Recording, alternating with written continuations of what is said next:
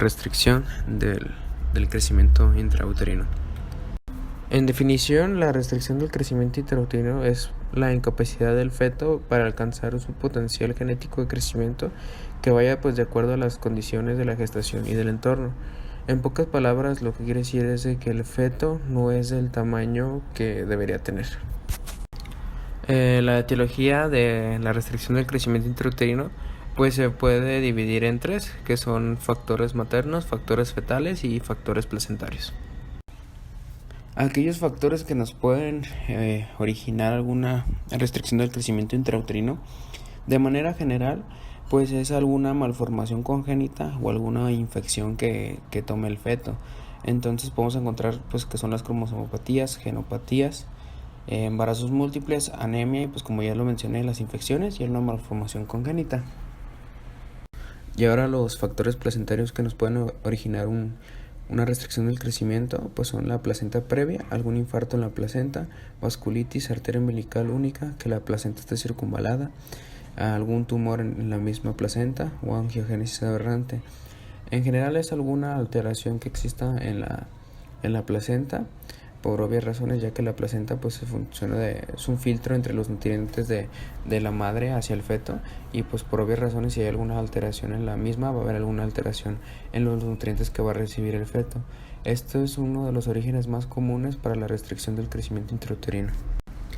Y en los factores maternos, estos tienen que ver con características de la madre, por ejemplo su estilo de vida, si lleva alguna malnutrición o algún consumo de sustancias nocivas o el consumo de algún fármaco, si tiene algún trastorno autoinmune o trastornos del ánimo.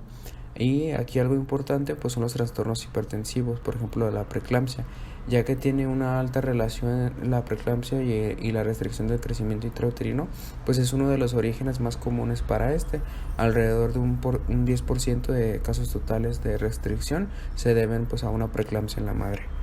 Para la clasificación de la restricción del crecimiento intrauterino, podemos tomar según su severidad, según el momento de aparición o diagnóstico y según la proporcionalidad del cuerpo del feto. Donde bien, según la severidad tenemos que va de leve, moderado a severo, esto tomando en cuenta los percentiles que se obtengan dentro de cada feto. Entonces, por ejemplo, leve va en aquellos fetos con percentil 5 a un percentil 10, moderado a aquellos fetos con un percentil 5 a percentil 2, severo a aquellos fetos que tienen un percentil menor que 2. Ahora bien, según el momento de aparición o el momento que se haga el diagnóstico, puede ser restricción del crecimiento intrauterino precoz o tardío, y según la proporción del cuerpo del feto, ya que puede ser simétrica o asimétrica.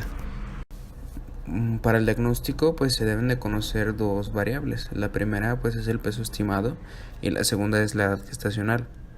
Ya conociendo estos dos datos, podemos iniciar con el cálculo del percentil que tiene el feto, si se encuentra en lo normal o está fuera del rango normal. Algo muy importante para el diagnóstico es el establecer de una manera precisa la edad gestacional que el feto tiene. ¿Esto para qué? Para poder evaluar o comparar si su crecimiento es normal en comparación a la edad que tiene. Para esto la ecografía se considera la prueba diagnóstica más exacta para poder establecer esta misma edad gestacional. La altura del fondo uterino o alguna exploración física tienen poca sensibilidad por sí solas de detectar un RCIU. Por ello se recomienda siempre ante la sospecha de un feto pequeño acompañarlo de alguna ecografía. Ahora bien, ¿qué medida vamos a utilizar para diagnosticar que un feto es pequeño? Bataglia y Luchenko utilizaron una medida estadística llamada percentil. Ellos dijeron que existe un percentil 10 y un percentil 90, y todos aquellos fetos que se encuentren entre estos dos son considerados normales. Entonces, para el diagnóstico de una restricción del crecimiento intrauterino, tomaremos aquellos fetos que tengan un percentil por debajo de 10. Hay que estudiar también aquellos fetos que se encuentren entre un percentil 3 y un percentil 10 para poder diferenciarlos entre fetos pequeños para la edad gestacional y una restricción del crecimiento intrauterino, porque muchas veces el feto es pequeño por sí solo, por sus mismas características genéticas o físicas. Entonces ahí entra como herramienta diferenciadora el Doppler obstétrico. A través de este podemos observar algunos rasgos o algunas características del feto, ya que hay que recordar que el feto con restricción del crecimiento intrauterino se va a someter a una hipoxia. Entonces este mismo va a tener algunos mecanismos de adaptación a esta hipoxia, que esto se podrá observar a través del Doppler. Podemos observar el líquido amniótico, donde existirá una disminución del volumen del mismo. Esto se expresa mediante unos oligoamnios en aquellos fetos con una restricción del crecimiento intrauterino. Esto se deberá en parte a una disminución de la perfusión renal durante el fenómeno de la centralización hemodinámica. Como ya mencionábamos, se va a utilizar el Doppler como un gol estándar para diagnosticar restricción del crecimiento intrauterino, donde a través de este observaremos la arteria umbilical, que las alteraciones de esta son secundarias a una vasoconstricción de las vellosidades terciarias. En la arteria umbilical podemos observar un flujo diastólico ausente o disminuido. Esto nos indica que hay alguna patología, esto es patológico, y por ende podemos asegurar que hay una insuficiencia placentaria. También podrá existir un flujo reverso. Esto nos servirá como para diagnosticar una restricción del crecimiento precoz, porque esto generalmente siempre está acompañado de una preeclampsia en la madre. También se observará la arteria cerebral media, que es un marcador que se ha afectado de manera progresiva y nos brinda información acerca de que el mecanismo de adaptación que tiene el feto hacia la hipoxia ya se ha desencadenado. Esto es muy útil para dar un diagnóstico de RCIU tardía. El índice cerebro-placentario es el parámetro más sensible para diagnosticar un RCIU, ya que combina los datos o las alteraciones de la arteria umbilical y la arteria cerebral media.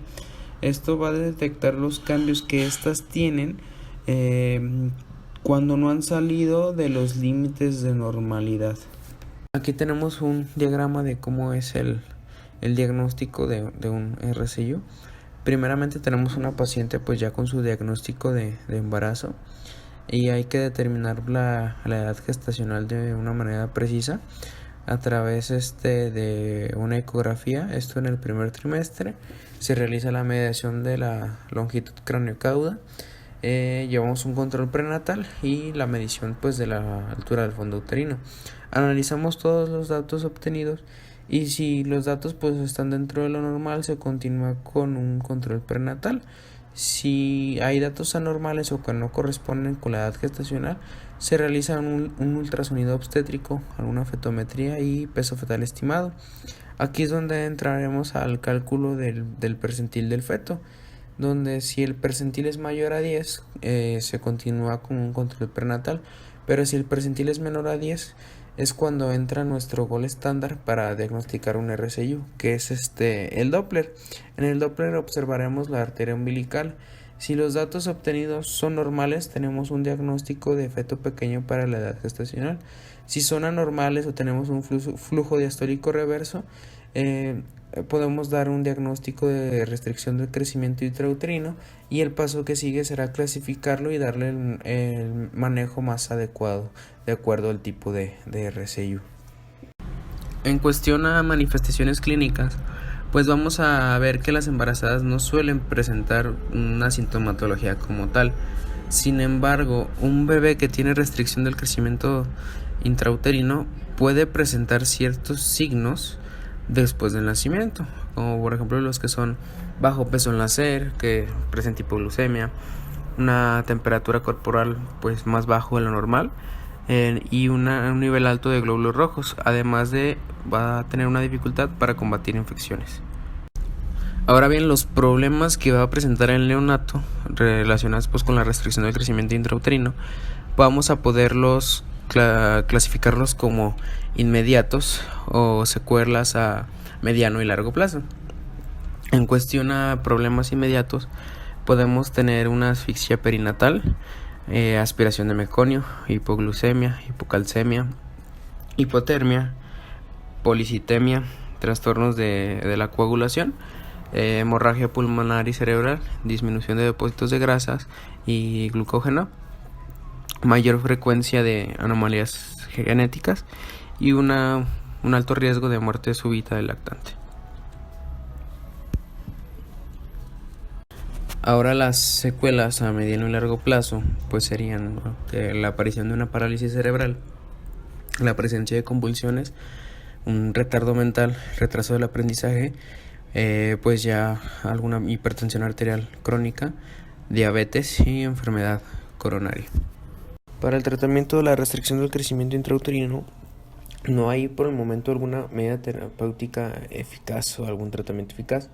Lo único que se realiza o la alternativa que se maneja pues es la finalización del embarazo en el momento oportuno.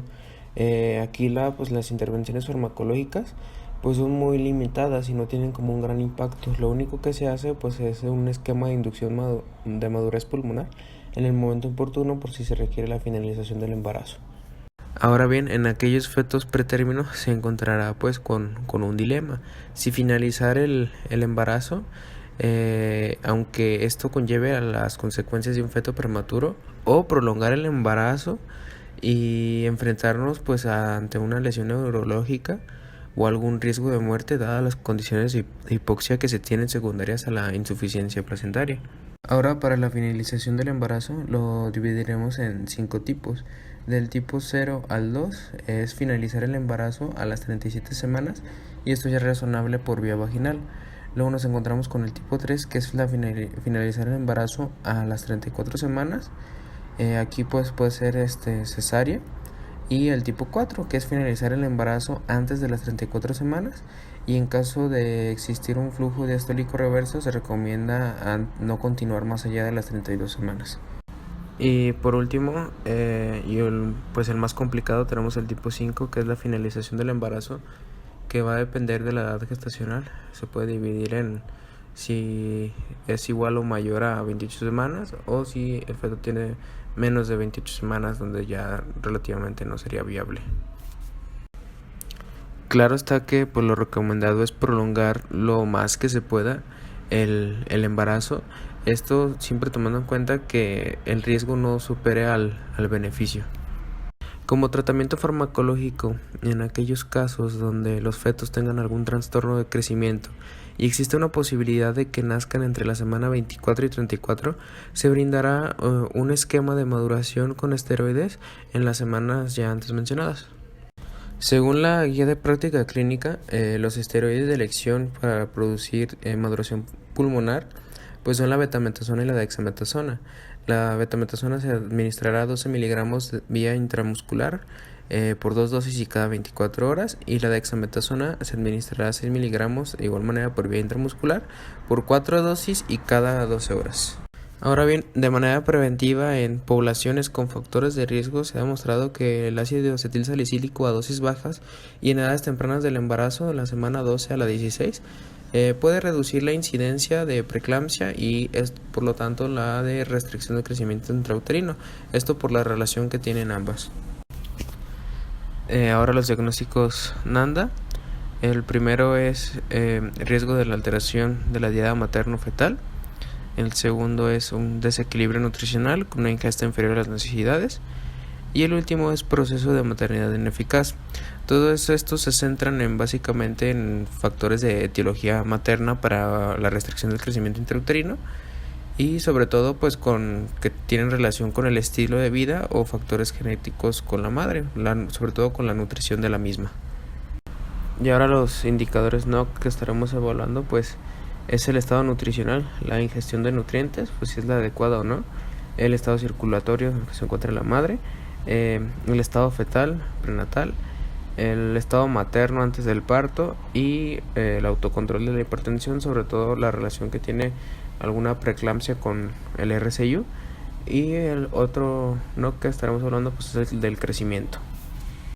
Y ahora dentro de las actividades de enfermería pues son un poco amplias, que van desde instruir al paciente sobre todo en su estilo de vida, nutrición o si tiene alguna exposición a sustancias perjudiciales, identificar factores pues de riesgo, explicar pues los fenómenos que se pueden asociar a un parto prematuro y además de pues observar los parámetros del feto, sobre todo si hay anormalidades también en la placenta y medir los índices de líquido amniótico. También pues estará el medir el fondo uterino y compararlo con la edad gestacional, además de monitorizar pues el feto, los movimientos que tiene y el crecimiento que éste va obteniendo, y pues comentar pues las necesidades nutricionales, y pues también está el revisar de una manera correcta el historial obstétrico. Eso sería todo de mi parte en cuestión a la restricción del crecimiento intrauterino. De igual manera, si hay alguna duda o comentario, pues favor de dejarlo.